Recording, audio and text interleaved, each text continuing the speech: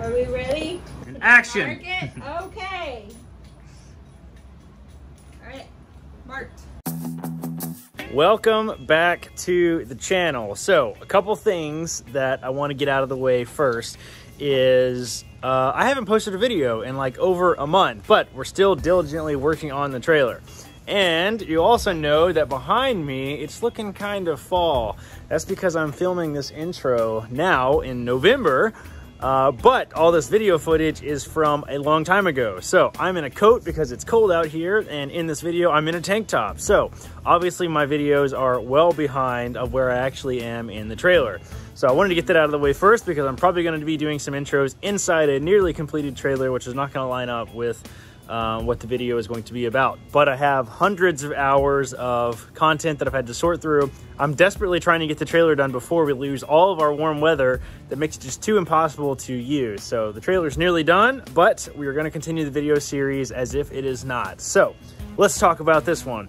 In this video, we are going to be talking all about cabinetry. Now, this is a two-part series all about building the wood of the cabinetry and then mounting the countertops and all that good stuff. And in this first part, we're going to cut all of the wood and we're going to mount it. And in part two, we are going to paint it all and get it really finalized. So without further ado, let's dive in.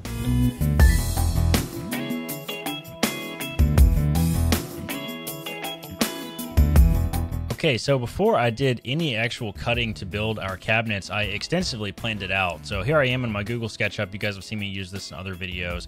And here is where I mocked up all of my cabinets. So after I built the aluminum, I got inside my trailer and like really extensively measured it to get the exact dimensions of what all my aluminum was so I could plan the cabinet sort of around that framing. And this is what I came up with, right? So you have all my paneling here.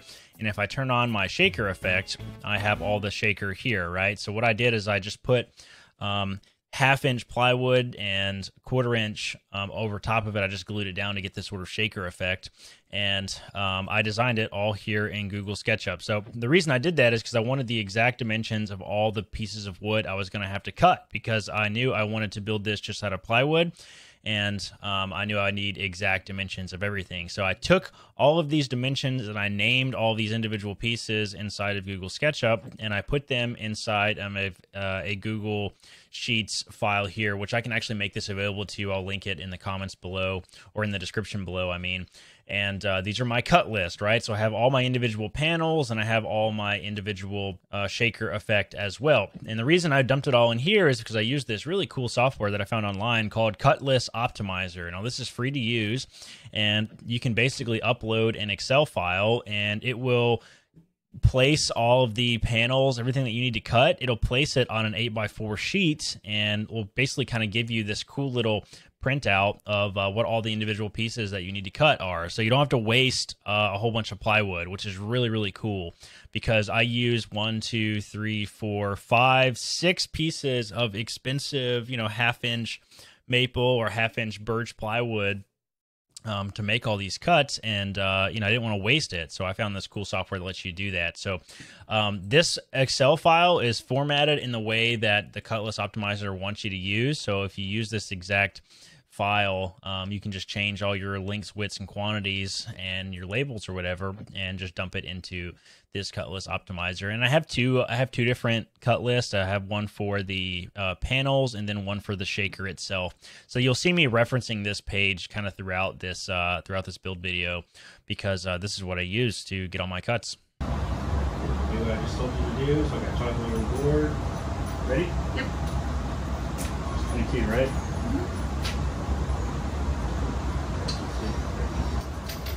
All right, so now we got to draw all these. So let's see, your 2 is on Y35.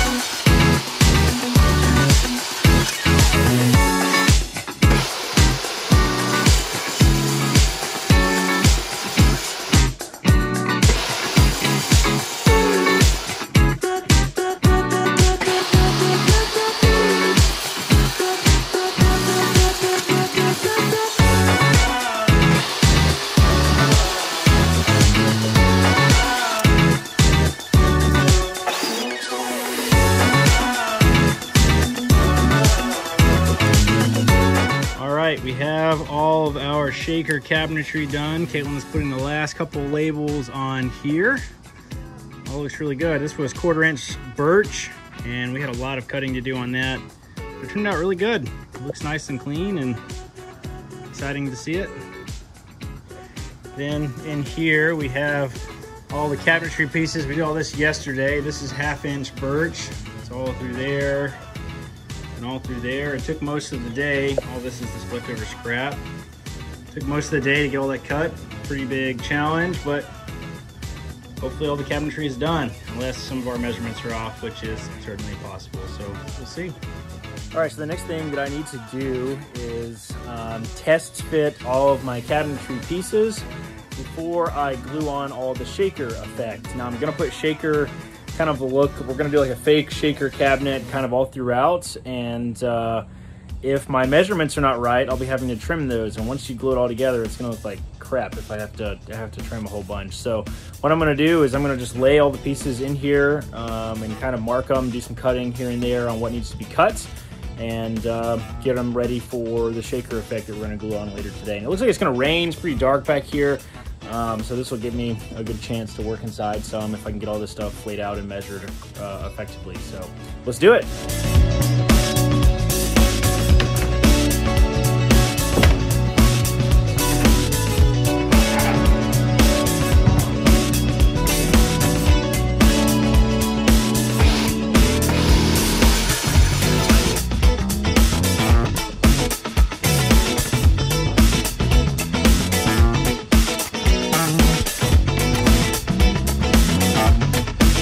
All right, so I've laid all the boards out in the, all the cabinet faces and stuff. I've laid them all out in the trailer to make sure they're gonna fit on the places that they're gonna fit.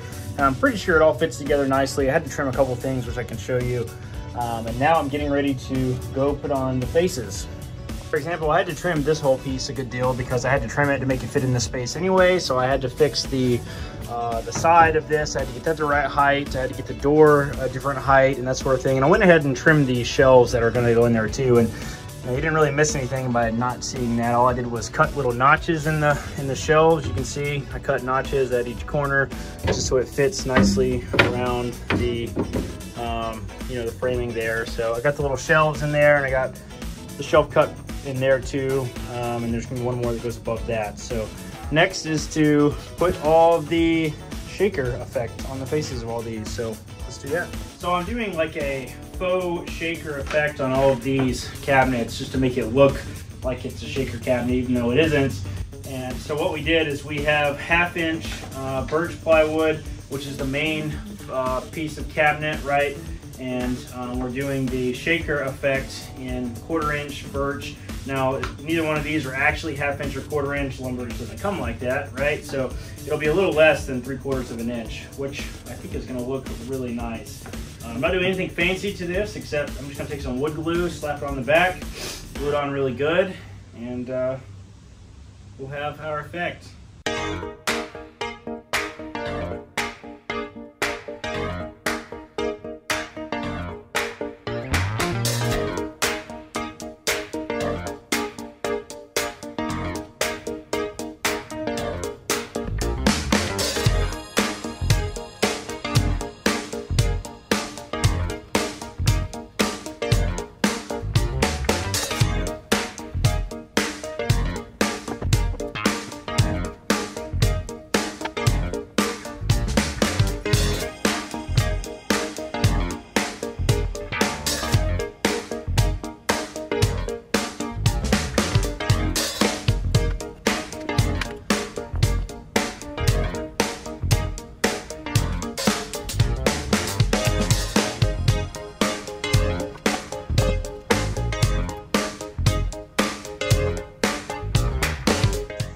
Okay, I am roasting. That was time consuming, but I got all the shaker done. That's what I've been calling it. I guess that's what it is, the shaker effect. And have a look. It's kind of a chaotic mess in here, but I have all of it underneath various weights and stacks and all of this good stuff. So hopefully all the glue will stick and it won't look like crap. I'm a little concerned. There's one underneath there that it looks like it's been shifted, which I'm pretty concerned about. but I guess I can redo it if I have to. So yeah, so I'll let it dry probably overnight, and we'll continue with the next step. All right, we're back again for another day today, working on our cabinetry, and today I am going to clean up. So everything is sat overnight and the glue is nice and set. So now we are going to unstack everything and use some of the wood putty to fill in some of the cracks. So I'll show you what I mean. So like you can see on this piece I've already done here, I'm just using wood putty to fill in this crack. So when I go over it and sand it, it'll make a nice smooth surface.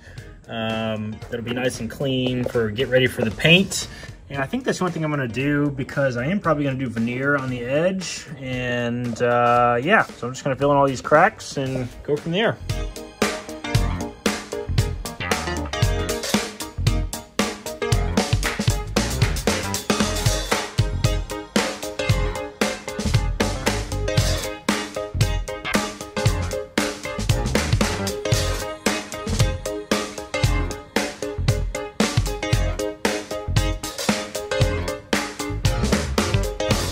All right, the next step in our cabinet making extravaganza here is to create all of the drawers. Now, I have all the pieces. Let me show them to you here.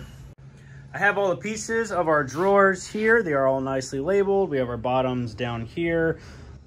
We have our sides and backs up here. And I went ahead and built one just to kind of test out my process. And it looks really nice and clean. Let me show you what we did. So this is just 1/2-inch birch. It's the same sheets that we did all of the other cabinetry in.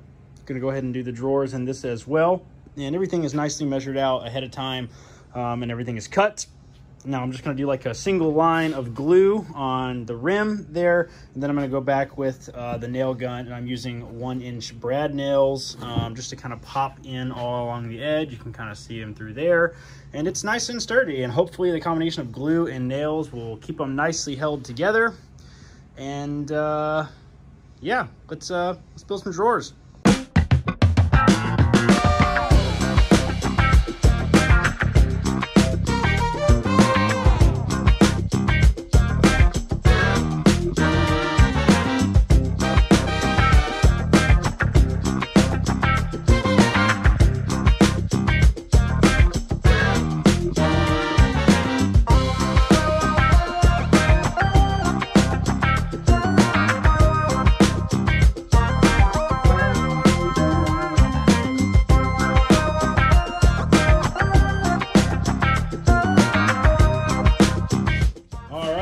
All of our wood filler going inside of here. I got nice little stacks everywhere.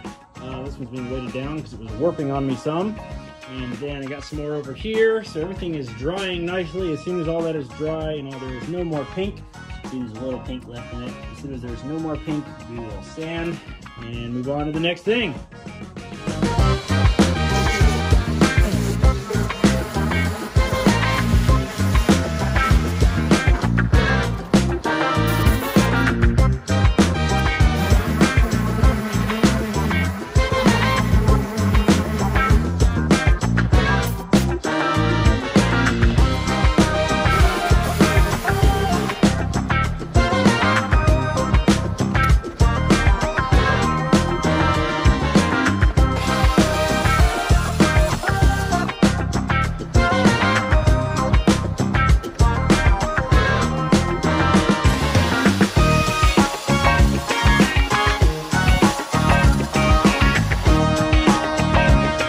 Okay, so I think I got the hang of what I'm gonna do with all these. I wanted to try a couple things before I settled on anything specific, but what I have decided to do is do a little bit of trimming and sanding, okay? So after you do all your shaker and you do your wood putty, you know, nothing is, a lot of these measurements are not exact, right? So there might be a little bit of overhang from the shaker or maybe underhang from the cabinet below it, and it's not like perfectly nice smooth edge. And I'm gonna go back with veneer, I think, and do the edges with it. So you need a nice smooth perfect edge for that. And then I tried sanding them first, and you can sand them down, but it's kind of a uneven, ends up being an uneven surface. What I actually decided to do is just take the table saw and cut like a blade width, you know, around some of the edges that are hanging off, and that actually made it really nice and square with some clean straight edges. And you know, I don't really think I took that much you know, width off of any of the panels. Things will be fine. Then I'm going back with some really fine sandpaper on the orbital sander here, or I guess oscillating sander, whatever that is, and doing all the edges and getting it nice and smooth. And yeah, then they'll be ready for paint.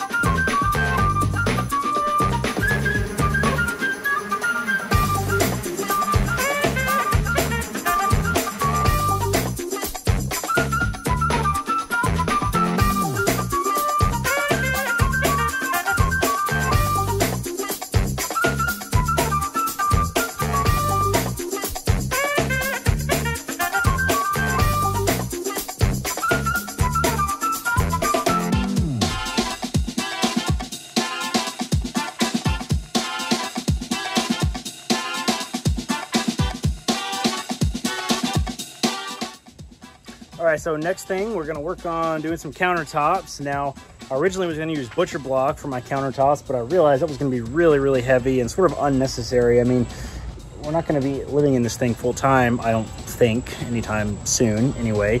And I just don't really think we need that thick, that heavy duty of countertops. So what I got here is some 3/4 inch maple. I think I would have rather used birch, but Home Depot was out of birch, and with the lumber kind of shortage and over expense and inflation looking like it is, then I was like, well, let's just settle with maple. It looks pretty much the same. So we will probably stain it and stuff. So anyway, so I have cut one small piece. I got it measured, and this is the trickiest piece. I went ahead and did it first. It's the one that goes into the front, and I had to cut a shape out of it. Let me show you what I did. So I just cut this notch out of it here. I'm gonna have to shave off 1 inch off the end of it, but I did go ahead and cut this notch out. Now the next thing I'm gonna have to do is the curve, and that's what we're gonna do now, is try to cut this curve into this thing. So to do that, we need a template. So if we go in here and look, I have this piece of cardboard laid out in here, and I have it just square up against the edge here, and I've scribed it. So what I did is I took a pencil and I put it at a 90-degree angle with this, and I went up against the edge like this, and all of it kept it nice and level and nice and straight the whole time. And I don't know if you can see it, but there is a line right here. So theoretically, that is the curve of that wall. And I'm gonna go over it a couple more times just so I got a nice clean line. But if that is the right curve, I'm gonna cut it, and it should fit up against it nicely. And if that does work, then I will transfer it onto our board over there. So let's do it. All right, so I've now cut it to that line right there, and now let's stick it into place. And sure enough, that is a pretty clean cut, and it's still nice and square at this side here. So what I'm gonna do is I'm gonna use this template to put it at the top most corner, and then we will draw it out. All right, so now we have our line here.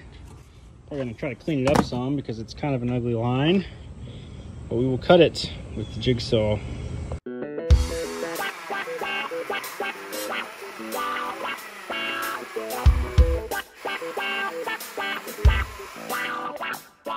And here we go. Here's our final piece, and it is sitting in there pretty nicely. Look at our curve at the top up there. So it's not perfect, but it's pretty dang close.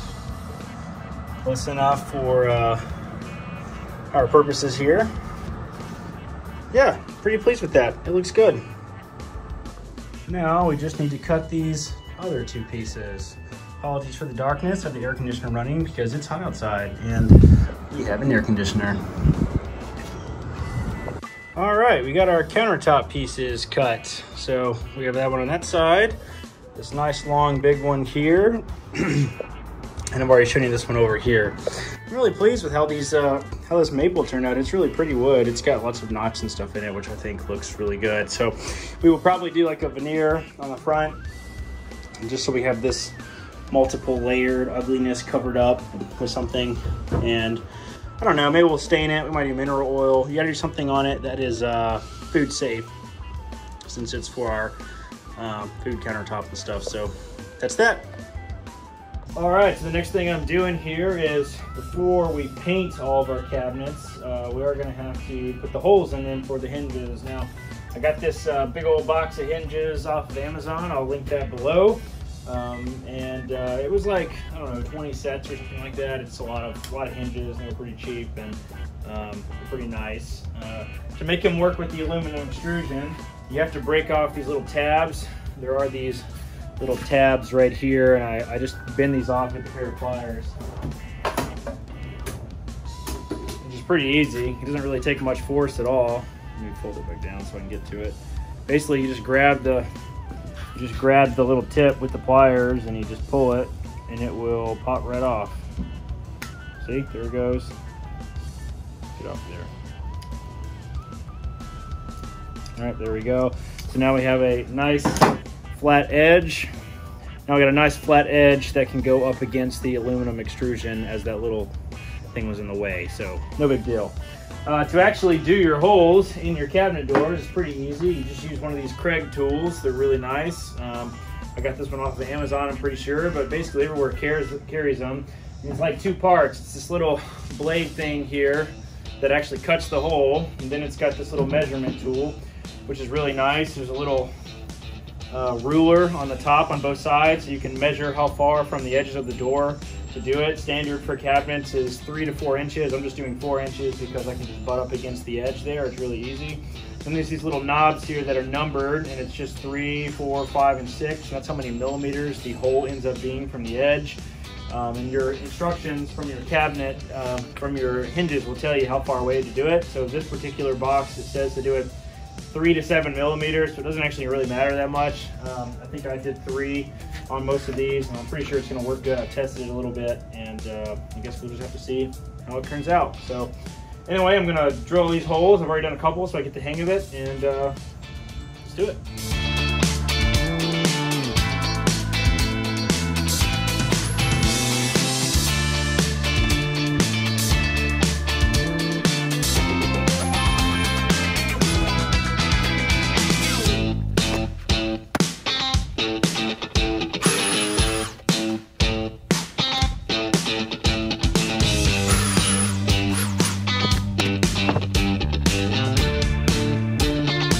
Alright, that's going to do it for this video. I hope you enjoyed this first part of a 2-part series about how we built and mounted our cabinetry. Be sure to hang around for the second part, which we posted next week, where we actually paint all the cabinets and get them hung, as well as finish some of the countertops. So we'll see you guys next time.